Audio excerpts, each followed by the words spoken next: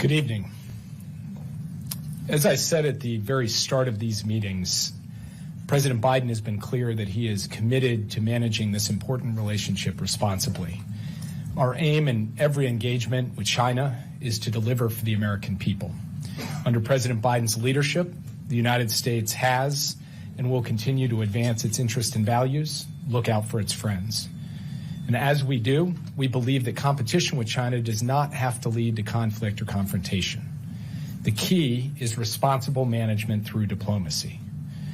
Beginning in May of last year, that diplomacy has been an all-hands-on-deck effort across the U.S. government and the cabinet, which has included 4 meetings between myself and Director Wang Yi, as well as engagements between Secretary Blinken, Secretary Yellen, Secretary Raimondo, and their counterparts, and many other cabinet secretaries and their counterparts.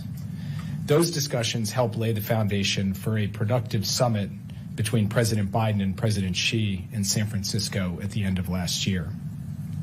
There, our leaders agreed on concrete steps on issues that matter to the American people, and for that matter to the world. This week, I traveled to China for the first time as National Security Advisor to take stock of where we have made progress and what work there still remains to be done, and also how we can responsibly manage the difficult issues and the differences that we have in this relationship. That's been the focus of my meetings with President Xi, with Director and Foreign Minister Wang Yi, and with CMC Vice Chairman Zhang Youxia. This was a true working visit. Over the course of 14 hours of meetings, we discussed progress and next steps on implementation of the Woodside commitments, including our work on counter-narcotics and efforts to reduce the flow of illicit synthetic drugs into the United States. Military-to-military communications, including an upcoming engagement between our theater commanders, as well as work towards another round of AI safety and risk talks. Among other issues of global concern, we discussed the recent efforts to reach a ceasefire and hostage deal in Gaza. These meetings were also about managing tough issues, as I said, in areas of disagreement, and I was direct on these issues as well. The United States will continue to take necessary action to prevent advanced U.S. technologies from being used to undermine our national security without unduly limiting trade or investment. We have continued concerns about China's unfair trade policies and non-market economic practices. We remain deeply concerned about China's support for Russia's defense industrial base and its impact on both European and transatlantic security, not to mention on Russia's brutal aggression against Ukraine. It is a top priority for this administration to resolve the cases of American citizens who are wrongfully detained or subject to exit bans in China. And this was another opportunity for me to raise those cases, as I have done in my prior engagements. I also underscored the longstanding U.S. commitment to universal human rights and fundamental freedoms.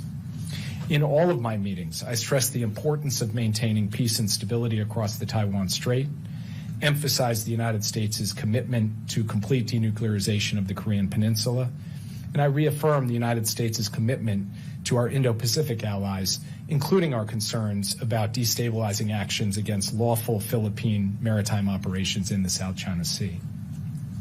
These were constructive, candid, substantive conversations. We believe that keeping lines of communication open is critical, and to that end, we began planning towards a leader-level call in the coming weeks, where I expect these discussions to continue. And with that, I'd be happy to take your questions. Yep. Throughout your meetings with Chinese officials, including Xi Jinping, did you get a sense of how the Chinese leadership is feeling about the race for the White House? Obviously, the election would be a looming issue for them. I didn't really get a feeling for that. We didn't discuss the American election. That's obviously something for the American people to decide and not for any other country to get involved in. Neither in my meetings with Director Wang nor in the meeting with the President, or for that matter with the CMC Vice Chair, did we specifically talk about the American election. Yeah. Hi there, Mark Stewart from CNN. As you mentioned, you talked about some of the maritime issues. I don't have to tell you, but obviously things are very tense right now in the South China Sea, especially with the Philippines and some of these reef issues. Reading the readout, it said that you discussed some of this with Xi Jinping himself. Other than diplomatic speak, is there a reasonable roadmap or blueprint for the future? Because I think that the level of tension is reaching an extremely high level. So first, we believe that the order of the day should be de-escalation, and we support direct discussions between the Philippines and the PRC to that end. We also have made very clear that our mutual defense treaty applies to public vessels, including Coast Guard vessels that are operating in the South China Sea and in other waters. It also applies to aircraft, for that matter. So the PRC well understands the longstanding commitment the United States has under its mutual defense treaty to the Philippines, and the Philippines well understands that we have an ironclad commitment to support them in their lawful exercise of their rights, their maritime rights. At the same time, nobody is looking for a crisis, not the Philippines, not the United States, and we hope not the PRC. But I did raise our concerns about some of the destabilizing actions that have taken place, including the ramming of Coast Guard vessels and unsafe intercepts near Scarborough Shoal. It's something we'll continue to discuss with our Chinese counterparts. It's something we will continue to consult closely with our Filipino counterparts on. And in fact, before I came here, I had the opportunity to call my Filipino counterpart, the National Security Advisor, Secretary Año, and I will stay in close touch with him, as will other members of the U.S. government. So we will do our best to try to contribute to managing this issue in a responsible way so that de-escalation is the order of the day. Yeah. Hello, this is Ray from the paper. So I wonder, since the San Francisco summit, more than 20 communication mechanisms have been established or assumed, maintaining the momentum of ongoing dialogue between the two countries. So following this visit, what will be the key focus of the U.S. diplomacy towards China through next January? And what specific interim achievement does the Biden administration hope to secure during this period? Thank you. Well, first, at a macro level, the most important thing and a core part of my extended engagement with Director Wong, not just here, but in multiple meetings dating back to the beginning of last year, is overall responsible management of this relationship so that competition doesn't veer into confrontation or conflict. That is ongoing work. And being able to reach the end of President Biden's administration with the relationship on a stable basis, even though we have areas of difference and areas of difficulty, this is something we will work towards. More specifically, we're going to look for further progress on counter-narcotics and reducing the flow of illicit synthetic drugs into the United States. We are going to look for a deepening of the military-to-military communication so that we can pass that on to President Biden's successor. And in fact, a very positive outcome of the sessions here is that there will be a call between the theater commanders, the Indo-PACOM commander and the Southern theater commander for the PLA. Having the opportunity today to sit down with the CMC vice chairman, something that has not happened for a U.S. official in 8 years, is itself significant because it allows us to give impetus and momentum to those military-to-military lines of communication, and that will be an important priority for us as we go forward. There are other issues as well, of course, that we'll deal with, and we'll have to manage the risks and flashpoints too, cross-strait relations, the South China Sea, the Chinese support for the Russian defense industrial base, and we'll continue to work on all of those in the months ahead. Yeah. Welcome to Beijing. My name is Laura Baker. I'm from BBC News. I'd like to ask you, you talk about a call between the two leaders within the coming weeks. Will there be a last meeting between President Biden and President Xi? And also, back to those talks with General Zhang, how important is it for you to have those talks with a leading general, and what was the tone of those talks? It is likely that both President Biden and President Xi will be at APEC and the G20 later this year. I don't have any announcements to make on either President Biden's travel or a potential meeting, but the likelihood is they'll both be there, and if they are, it would only be natural for them to have the chance to sit down with one another. So we'll have to await any confirmation or any announcements, but I think things pointing in that direction seem logical and reasonable. I think the meeting with Vice Chairman Zhang was very important.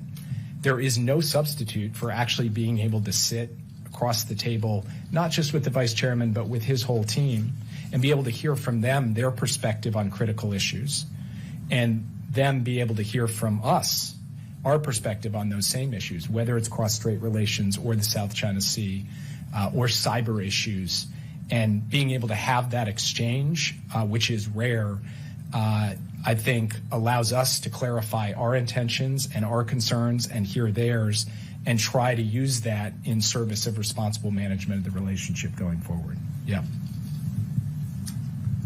Thank you. From the Wall Street Journal. Just to follow up on the question about the U.S. election, I'm curious about what questions, if any, did the Chinese ask you about what a potential Harris administration would represent for U.S.-China relations? And connected to this, did you raise the issue specifically of potential election interference by China during your trip here today? Thanks.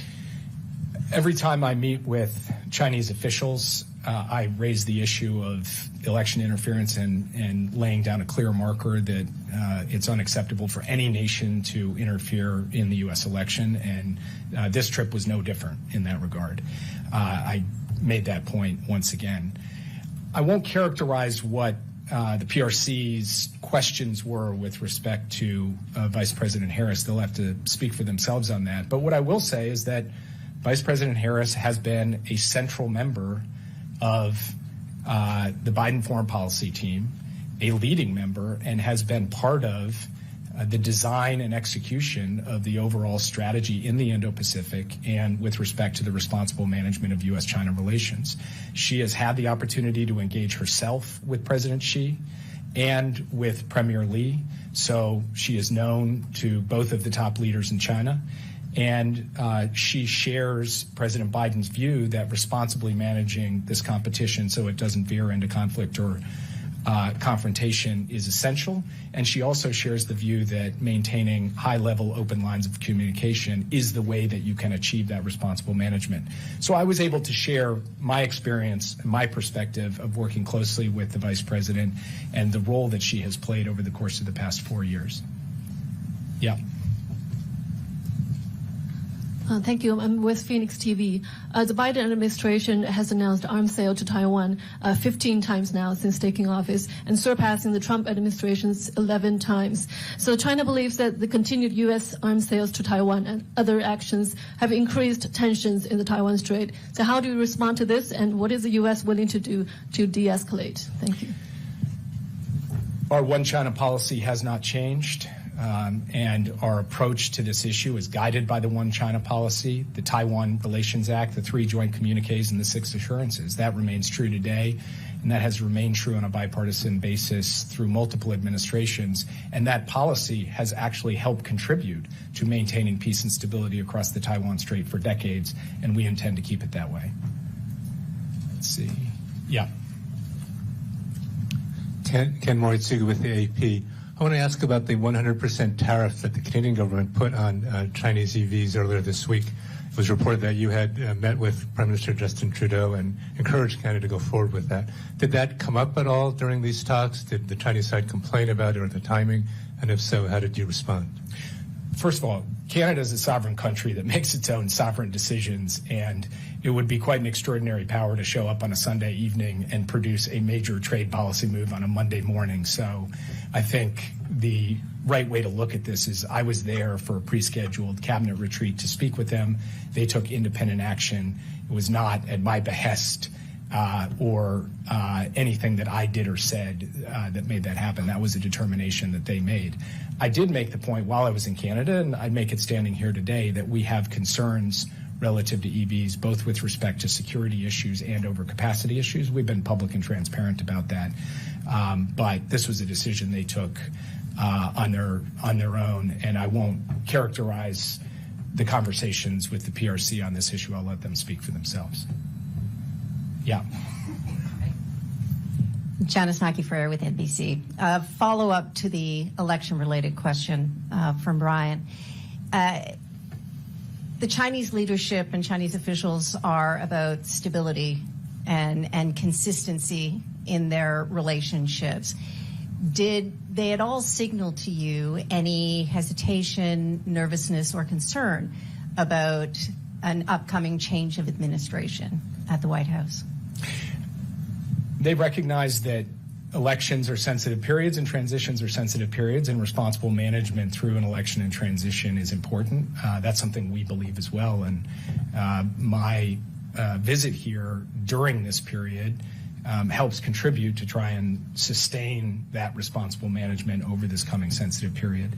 I will refrain from commenting on their perspective about what comes next. I think that's something that they're going to have to speak for themselves on. Yeah. Thanks. Trevor Honeycutt, Reuters. Jake, could you talk a little bit about the status of the Middle East hostage and ceasefire negotiations? I could, but it's moving hour by hour, and I haven't gotten an update in the last several hours. What I would say is that the negotiators are bearing down on the details, meaning that we have advanced the discussions to a point where